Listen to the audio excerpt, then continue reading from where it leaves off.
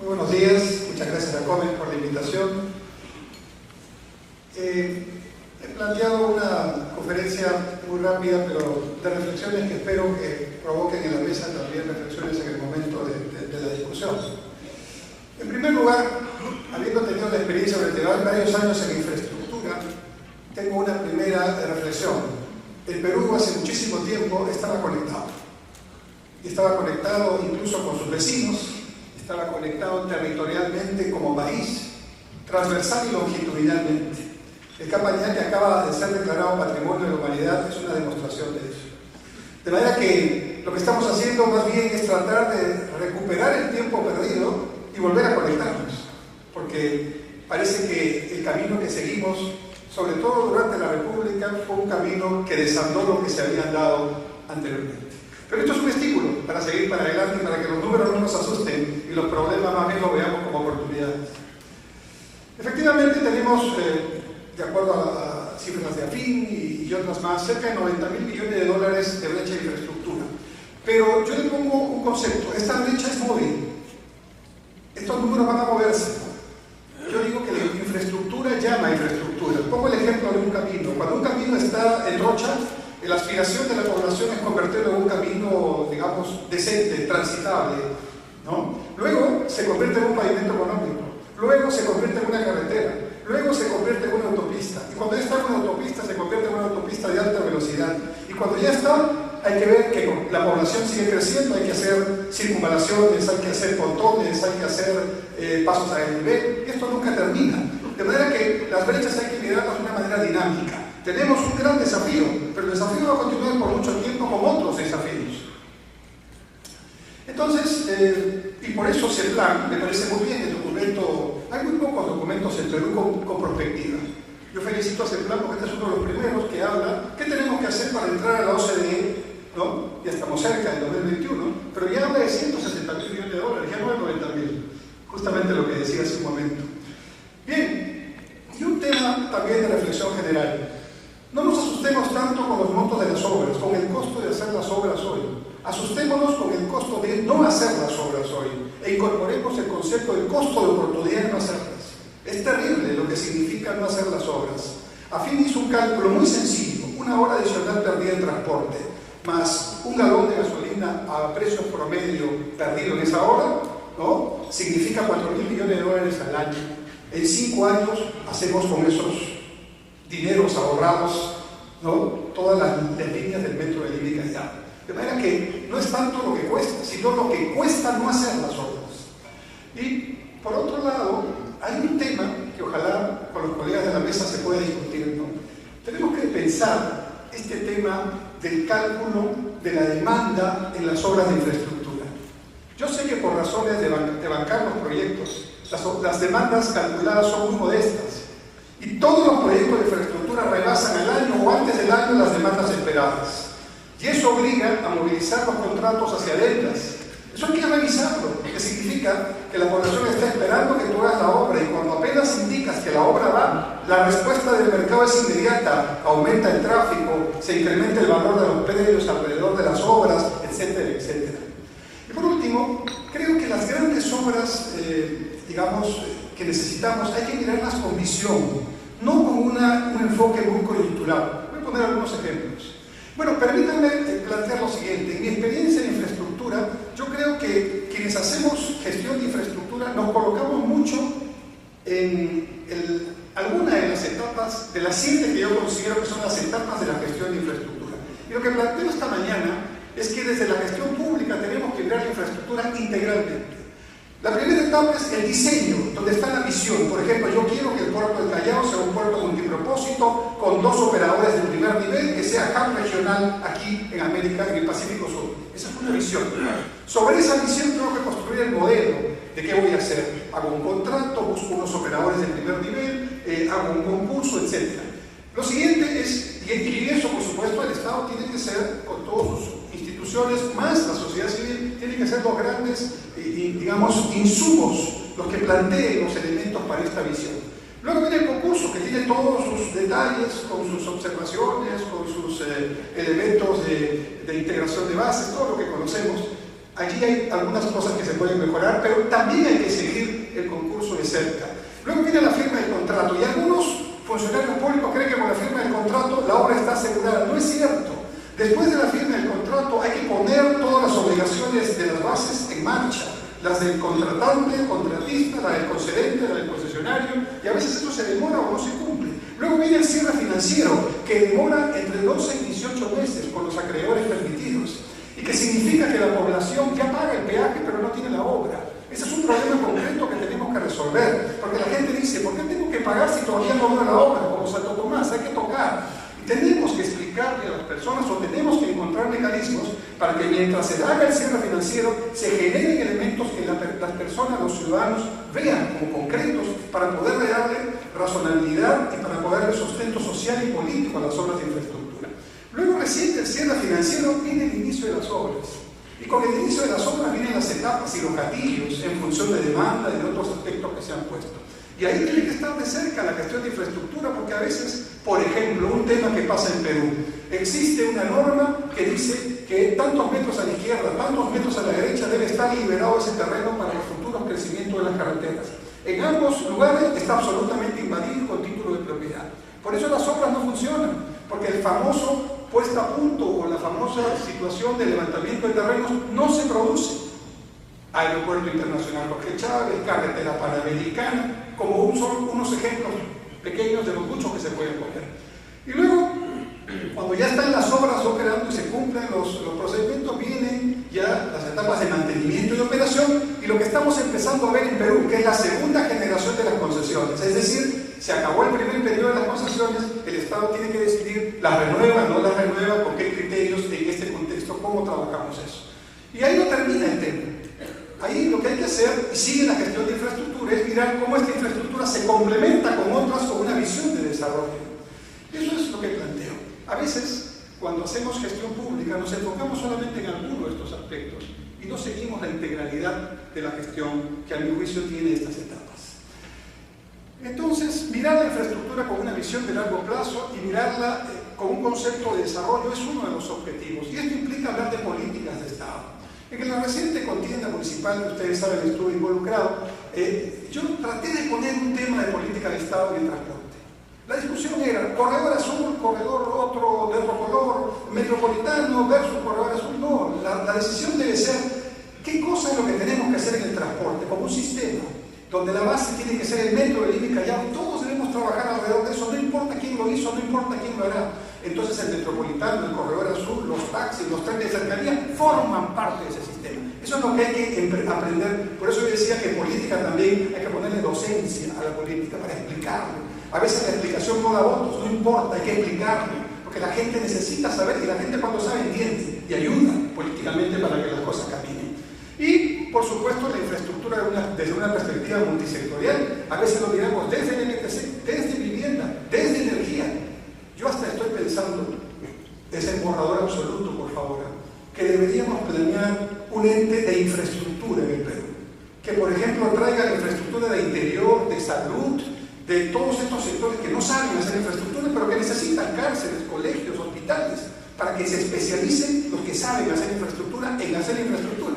Cada quien a su tarea. Y entonces, por ejemplo, hay cosas buenas que hay que resaltar. Por ejemplo, cuando se hacen obras de energía, ya tenemos ductos, ¿no?, de fibra óptica y otros elementos de otros sectores que están aprovechando esas circunstancias. Creo que con ese criterio hay que manejar, por ejemplo, el metro y el metropolitano, para que se hagan intercambiadores, estaciones que necesitaremos en 20 años, pero que hoy las podemos construir ahorrando tiempo y dinero. Infraestructura y desarrollo regional, hay que empezar a mirar hubs no logísticos, puertos, aeropuertos, pero mirarlos en conjunto. El mejor ejemplo que puedo tener es el eje multimodal Irsa Norte, o del norte del Perú más bien. Ya tenemos el puerto de Paita concesionado, muy bien, ya están las primeras obras caminando. Ya tenemos la carretera interoceánica norte, casi 1000 kilómetros concesionada, muy bien. Ya tenemos el puerto de Nueva Reforma a 10 kilómetros de Yurimaguas concesionado, muy bien.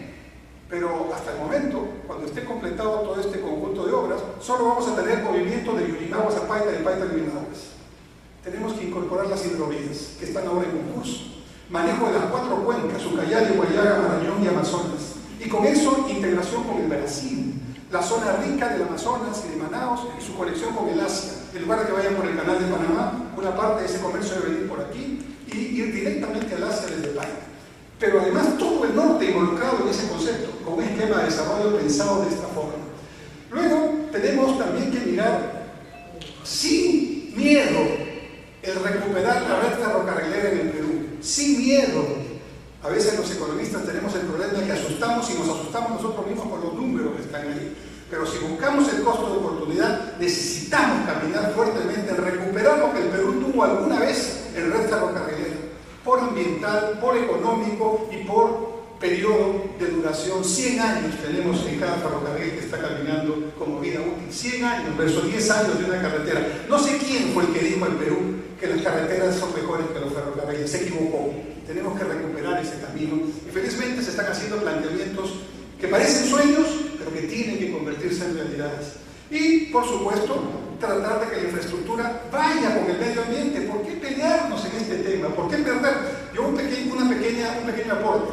No hablemos de permisología, porque eso significa el tratado de los permisos. Hablemos de permisomanía, ¿no? Que significa hacer de los permisos una manía para evitar que avancen los proyectos. Permisomanía. Muy bien. Entonces, medio ambiente y cultura, sí, pero apoyando el proceso. El mejor ejemplo en la Irsa Norte es la Cordillera Escalera. Una carretera que pasa por el borde de una zona de ecosistemas impresionantes, únicos en el mundo. No se ha parado la carretera. Hay premio internacional por la gestión de una carretera en medio de una zona ecológica impresionante y la propia población participa acompañando, incluso los autos se detienen para hacer un circuito turístico. Extraordinario. Sí se puede hacer infraestructura promoviendo la cultura y preservando el medio ambiente, con inteligencia y sentándose a conversar. Es necesario entonces hacer cambios en la legislación. Yo digo que hay que revisar nuestro SNIP. No hay que eliminarlo de ninguna manera, hay que revisarlo. Yo creo que el SNIP para grandes proyectos tiene que revisarse. Yo entiendo el trabajo que se hace en el MEF, pero cuando se hace un megaproyecto, hasta los más pequeños postores que participen presentan toneladas de planos y de proyectos, e incluso se les piden mejoras técnicas. Y desde ese punto de vista, creo que la parte de la evaluación técnica de un megaproyecto no es que esté de más, pero eso debería concentrarse en los pequeños, medianos, en las regiones que necesitan apoyo. Pero los megaproyectos deberían avanzar de una manera mucho más rápida, no porque se les quiere exonerar, sino porque ya se hizo tremendo esfuerzo técnico para acompañarlos y, por supuesto, eso es algo que debe cambiar. El factor alfa en la metodología del SNIP. El factor alfa le llamo yo a este componente discrecional donde se incorporan los factores sociales. Quiero contarles rapidísimo. Me costó mucho tiempo dentro del propio Ministerio de Transportes convencer al jefe del SNIP del Ministerio que la carretera Quino a San Francisco era importante.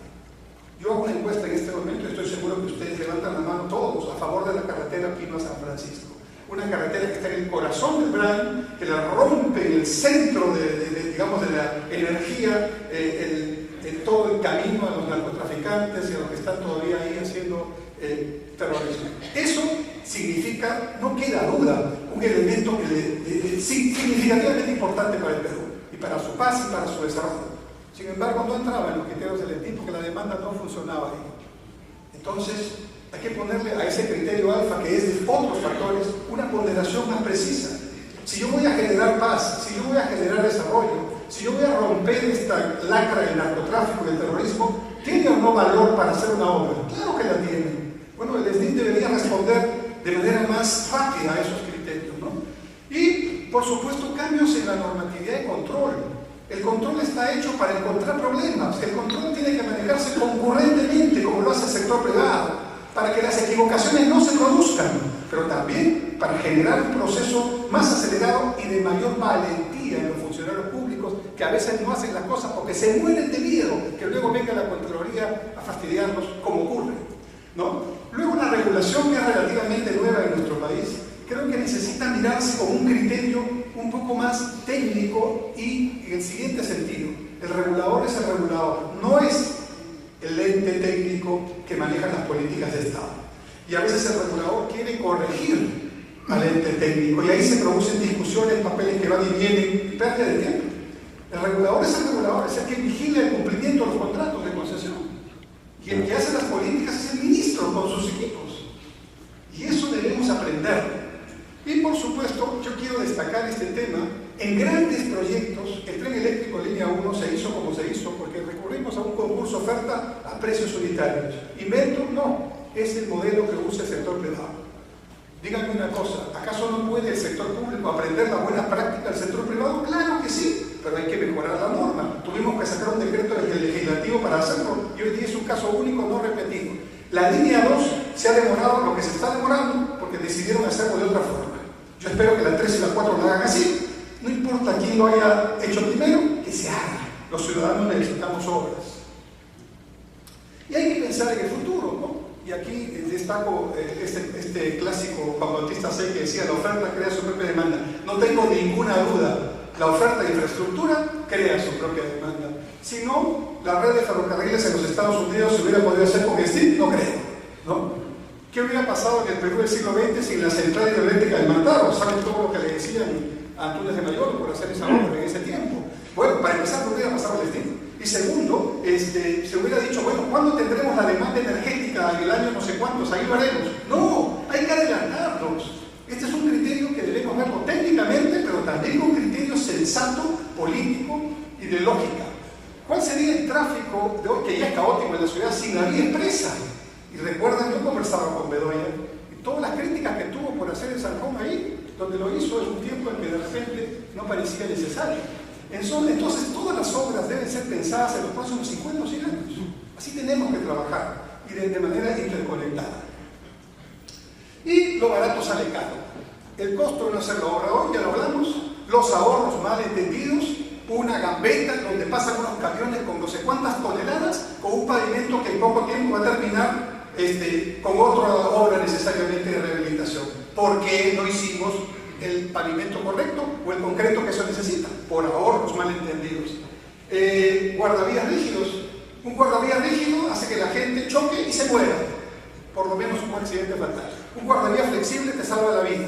La norma dice: pónganse guardavías flexibles. Los ingenieros lo sacan del proyecto porque ahorra. ¿Qué ahorro es ese? ¿No? Hemos ahorrado, ¿no?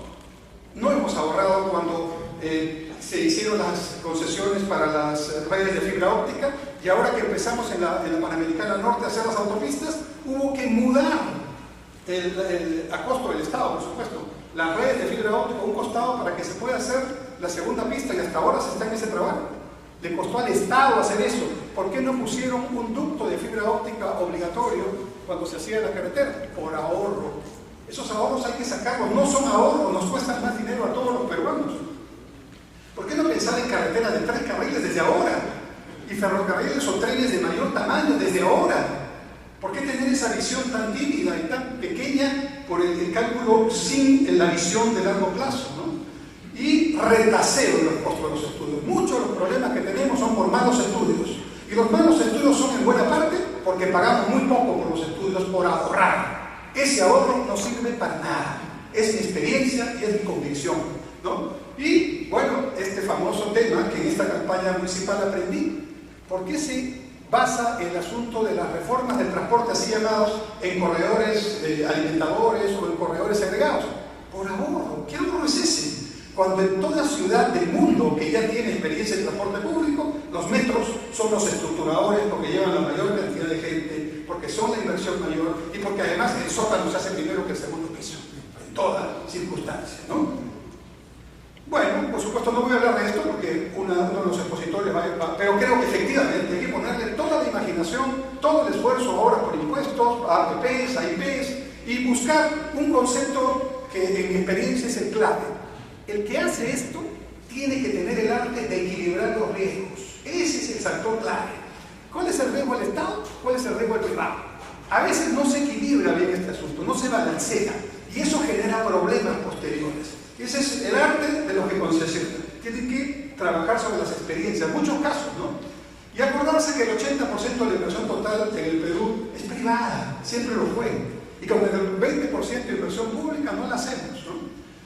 Considerando la hipótesis nula de que solo tuviéramos inversión pública, nos demoraríamos 50 años solo para esta brecha que hemos puesto al principio de la exposición. Eso no puede ser. De manera que hay que trabajar de manera mucho más abierta para promover la inversión privada. Yo creo que el funcionario público y el ministro de este tiempo tiene que dedicarse la mitad de su tiempo a generar buenas acciones con la inversión pública y la otra mitad de su tiempo a facilitarle la vida, así subrayado, al sector privado. Abiertamente, sin temor, haciendo bien las cosas, porque el sector privado es el que mueve 8 de cada 10 dólares de inversión. Y eso es lo que tenemos que hacer. Y otro tema, a ver, para el colega del MEF, ¿no? Salir de este asunto de que todo lo que viene tiene que estar autofinanciado. Ya pasó la época de los autofinanciamientos. Ahora hay que buscar cofinanciamiento. Y eso implica recursos del Estado, y eso implica también, ¿ah? Y si no, miremos la Javier Prado empresa, que está pendiente de respuesta del MEF, ¿no? Cofinanciamiento. Ese es el tema que hay que ponerle toda la puntería en este momento, porque las obras autofinanciadas ya son muy pocas, ¿no? Y el otro tema, bueno, ya lo dijimos. Y cambiar la mentalidad, y con eso acabo, ¿no? Se habla de reforma del Estado. En mi experiencia, la reforma del Estado no es cambio de ministerios, más menos ministerios, no es eso, es cambiar el chip de la función pública. Yo tuve 3 momentos en mi vida, en los últimos 35 años, en que he estado en el Estado. En diferentes momentos empecé como economista del MEF durante 8 años, y a mí me enseñaron en el MEF de esa época y a mi generación que había que gastar poco. Incluso se premiaba al que devolvía dinero al presupuesto antes de fin de año. Las cosas cambiaron. Felizmente, porque hemos crecido, porque tenemos recursos. Ahora hay recursos. Entonces lo que tenemos que aprender desde el Estado es cómo movilizar con eficiencia los recursos públicos y trabajar con inteligencia para facilitarle su trabajo a los privados que también están en este empleo. Ese es, creo, el desafío mayor, y es un cambio de chip, y a veces los cambios de chip son difíciles, pero yo tengo una idea muy clara. Se acabó esta idea de que la educación es para los próximos 30 años porque las generaciones futuras serán las que gocen de los beneficios. No, tenemos que cambiar la manera de entender la política. La política debe ser para que la generación actual tenga esos beneficios. Para eso debemos trabajar. Entonces debemos trabajar para tener transparencia, subrayado, honestidad en el manejo de la cosa pública. Segundo, eficiencia, mirando al sector privado y copiando las buenas prácticas del sector privado. Y tercero, rapidez, porque sin velocidad tampoco la hacemos, y las 2 o 3 generaciones futuras seguirán discutiendo lo que ahora estamos discutiendo. Esas son mis reflexiones. Muchas gracias por la invitación.